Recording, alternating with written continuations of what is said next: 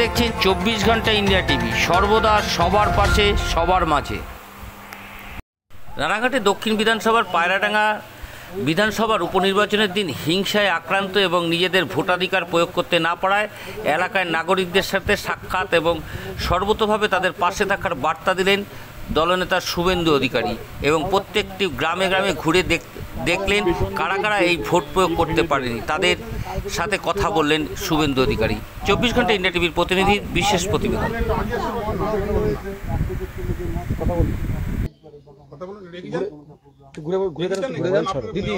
ছবি তুললে তো কথা বলবেন না? আচ্ছা ঠিক আছে, আমরা আছি, সাথে আছি। হ্যাঁ, দেবগ্রামে 10,000।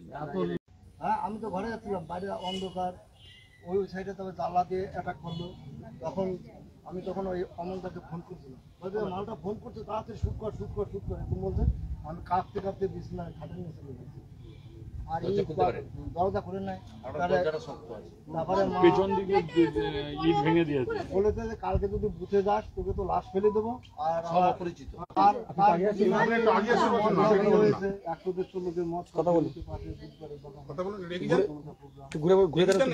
দিদি আমি ছবি তুললে তো কথা বলবেন না?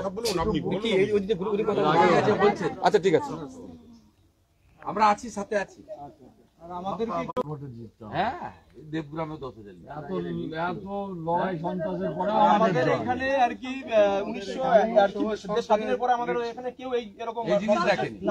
না হয়নি, সুন্দর করে নিয়ে তাদেরকে বুঝান, তাদেরকে তো বুঝাচ্ছে, আমরা বাড়ি বাড়ি গিয়ে বুঝাচ্ছি। তারা কি বলছে ধরছে, পুলিশ এসে লাইন থেকে ভোটার ধরে নিয়ে চলে যাচ্ছে।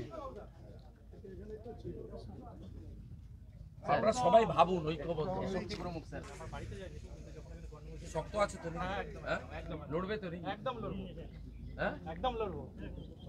তোমরা শক্ত থাকো, তাড়াবো, তার ছাড়ার কোনো জায়গা নেই। পুলিশ আর তৃণমূল মিলিতভাবে বাইরে থেকে গুন্ডা এনে, চাকদার চাপড়া থেকে গুন্ডা এনে ভোটের আগের দিন বেছে বেছে হিন্দুদের বাড়ি ভেঙেছে, মেরেছে। আর ভোটের দিন দুপুরবেলা 12টা থেকে ব্যাপক তাণ্ডব হয়েছে, উল্টে ভোটারদেরকে পুলিশ গ্রেপ্তার করেছে। সেই দিন যেহেতু নির্বাচন বিধি ছিল, আমাদের ঢুকতে দেওয়া হয়নি। আমাদের ক্ষেত্রেই তো বিধি, ওদের ক্ষেত্রে বিধি চলে না। আমি এদের নিয়ে মহামান্য রাজ্যপালের কাছে গেছি, ভবিষ্যতে ইসিআই দিল্লিতেও নিয়ে যাব। আজকে এলাকাতে বাড়ি বাড়ি পায়রাডাঙ্গাতে পর্যবেক্ষণ করছে আমার সাথীদেরকে নিয়ে।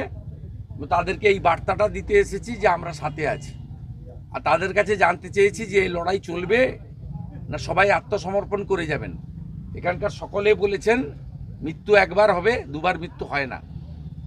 আমরা এই স্বৈরাচারী মমতা ব্যানার্জির রাজত্বের অবসান করব। আর হিন্দুস্তানে থেকে হিন্দুদের ভোট দেওয়া হচ্ছে না, দিতে দিচ্ছে না। শুধুমাত্র বিজেপি ভোটার নয়, অন্য দলেরও যে হিন্দু ভোটার আছে তাদেরকে ভোট দিতে দিচ্ছে না। পশ্চিমবঙ্গে হিন্দুদের ভোটাধিকার হরণ করছে মমতা ব্যানার্জির পুলিশ আর জঙ্গি জিহাদিরা। এ লজ্জা রাখার জায়গা নেই। আজ এ পর্যন্ত। সঙ্গে রাখুন 24 ঘন্টা ইন্ডিয়া টিভি, দেখতে থাকুন সব জেলার সব খবর সবার আগে 24 ঘন্টা ইন্ডিয়া টিভির পর্দায়। নমস্কার।